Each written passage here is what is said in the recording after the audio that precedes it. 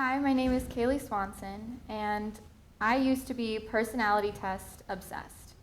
I would take those tests all the time, every single one I could find, and it wasn't just personality tests, it was really just online quizzes because I would take college major quizzes, job quizzes, and even which Disney princess am I, which, by the way, I got Ariel.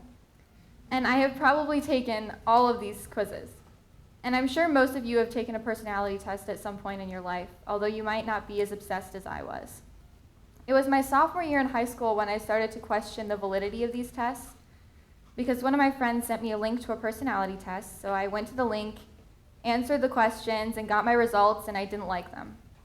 So I took the test again, and again, and again, and again. But the crazy thing about the situation was not that I took the test 5 times, it was that I got 5 different results. And I was frustrated because I felt like this test was supposed to tell me who I was, and instead it told me that I was 5 different people. So I texted my friends and asked them if the same thing had happened to them, and of course they said no. But after that happened, I really started to question how much power I was giving these tests over my life and who I was. I used to look at these tests as the ultimate answer. I needed to know which One Direction song best matched my wardrobe, which, by the way, is a real quiz you can take online. But it wasn't just these tests that I was giving power to, it was the people around me. I would let people tell me things like my friends, teachers, strangers, about who I was. I was letting anything and everything determine who I was. And I don't mean that when someone said that I was too tall, I magically grew 2 inches, or when someone said I was smart, I got smarter. What I mean is when the people around me started telling me that I was too skinny, I believed them, or when people told me that I was shy and quiet, I believed that too. And when the personality test that I was taking told me that I was introverted, I believed all of it, because I didn't have anything else to base who I was off of. I didn't have a way to measure who I was because I didn't know who I was. Underneath all of the labels everyone else was piling on top of me was a big question mark. That is what I want to talk about today. I think this is a big problem facing our world. We don't know who we are. We don't know how to find our identity. And what makes this problem so much bigger is the vast majority of people, tests, quizzes, books, and videos trying to tell us who we are. There are so many opinions out there. There's so much noise. And really that's all they are, is opinions or educated guesses. Someone could see you and assume you're shy just because you're having a bad day and don't want to talk to anyone. And someone else could see you and think you're really confident just because you're having a good day and you're really excited. People will always make assumptions about others. It's in our nature to try and figure things out, whether that comes in the form of a puzzle or understanding a person, which is much, much harder. But the way humans try to understand or figure people out is ultimately flawed. A lot of how we perceive or label people is based off of our first impressions of them. An article by Elite Daily talks about the downsides of first impressions. First impressions happen within the first few seconds of meeting someone. Not only do they happen extremely fast, they're primarily based off of our outward appearance. So your first impressions of someone are very quick and only based off of your looks. This doesn't seem like the most accurate representation of us. And studies show that first impressions can be wrong too. And you might be thinking that first impressions aren't that big of a deal. But for most people, subconsciously they are. And yes, you may be able to change someone's first impression of you, but it will happen gradually over time, only by that person comparing their first impression of you with all the ones that follow. So we've talked about why people are part of the problem when it comes to labels and how we define ourselves, but there are other opinions out there too in the form of personality tests.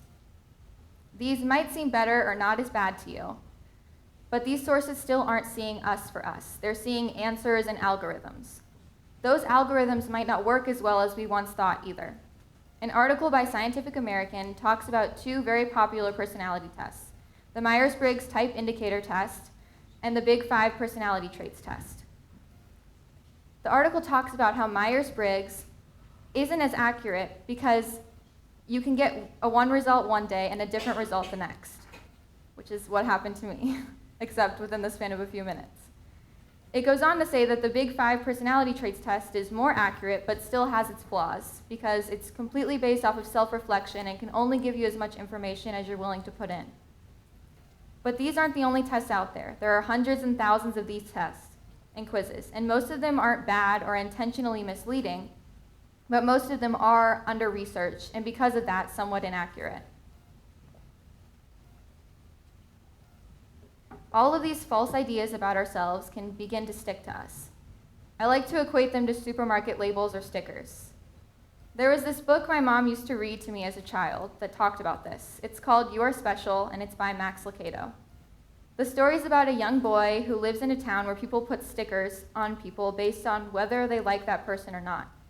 People will carry around boxes of these stickers. They'll have a box of star stickers and a box of dot stickers. And they put star stickers on the people they like or when they see someone do something that they like, and dot stickers on the people they don't like as much or when someone does something they don't like. Everyone would put stickers on the people around them, and the young boy only got dot stickers, and he had so many on him that he didn't want to leave his house. He was so ashamed. He didn't want to interact with the people around him. And I think for most of us, that's what these labels feel like. They feel like stickers placed all over us that everyone else can see. Everyone can look at you and tell you that's who you are because of your stickers. And that's exactly how I felt with all these labels placed on me. I felt like everywhere I went, I was the shy, quiet girl, sometimes the awkward girl, but always the dot sticker girl. Even with all those stickers on, I never felt like that's who I truly was. As much as I wanted to believe the labels and the personality test results, deep down, I didn't feel like that was really me. And just like the young boy in the story, I felt so alone and upset during this time in my life. I didn't want to hang out with anyone or interact with the other people around me. I didn't want to talk to anyone, and I didn't want them to see my stickers because the person I wanted to be didn't line up with what the stickers were saying. Which is why I started questioning the labels, wondering if maybe people aren't the best at telling us who we are, and maybe personality test results aren't either. So what is? How do we find ourselves? For me, one of the first steps was getting rid of all these labels. This is the most important part of the You Are Special book. The young boy had so many stickers, but one day he met a young girl that didn't have any stickers on her. There wasn't a single dot or star sticker. And it wasn't that she was peeling them off. The second someone would try to put a sticker on her, it would fall off. So why did her stickers fall off? They fell off when she realized she had value.